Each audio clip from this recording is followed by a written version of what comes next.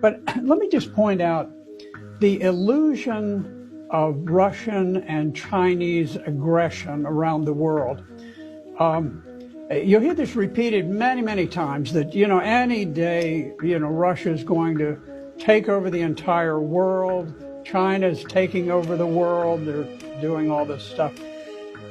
If you look at the number of foreign bases between the U.S. and the U.K., we have about 900 overseas military bases where we have troops stationed in foreign countries. The total bases of the Russians and the Chinese, about 35. In total.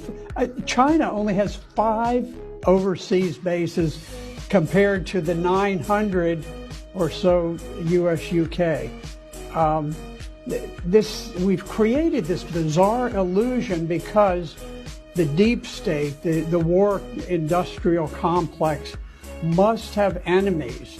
You cannot manufacture weapons when you don't have enemies. And so we create this illusion that they're coming to get us, they're on our doorstep. And the fact of the matter is that China is out to make a buck. They want money. The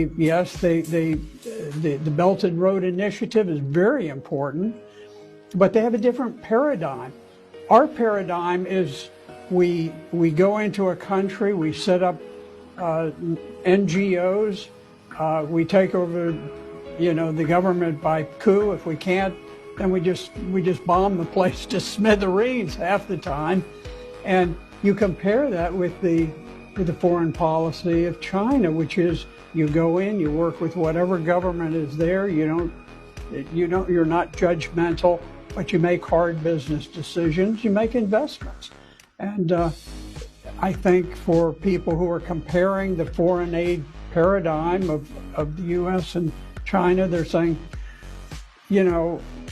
my likelihood of surviving is much higher if I follow the Chinese paradigm. So we need to just get away from this feeling that we have to constantly be at war with the entire world. Great Britain has the 21-mile English Channel that separates it from Europe, and that 21 miles has kept it quite safe from invasion over many centuries. There have been a couple of exceptions, and the Vikings came in and different things, bigger ones than that. But in any event, they're basically safe. 21 miles of ocean. You look at us. We've got 5,000, 6,000 miles of ocean separating us from the nearest threats that we perceive. So we probably have less reason to be militaristic than any great nation on earth. And yet here we are. Our budget is, the last I checked, it was as large as the next largest 11 defense budgets of the biggest defense spenders in the world. So we cut a single check to Ukraine that is as big as the entire military budget of Russia for a year. So we need to escape from this illusion that they're out to get us, because they're not out to get us. There is nothing aggressive either in the policy of China or of Russia. And the only aggression is with the U.S., UK, the NATO countries, which, I look at the history of the wars of the Russian Federation. You have the tiny war in Georgia.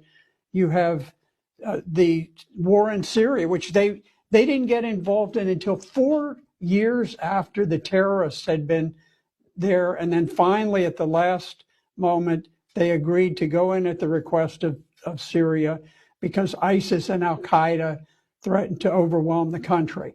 Very reluctant, somewhat limited involvement in Syria.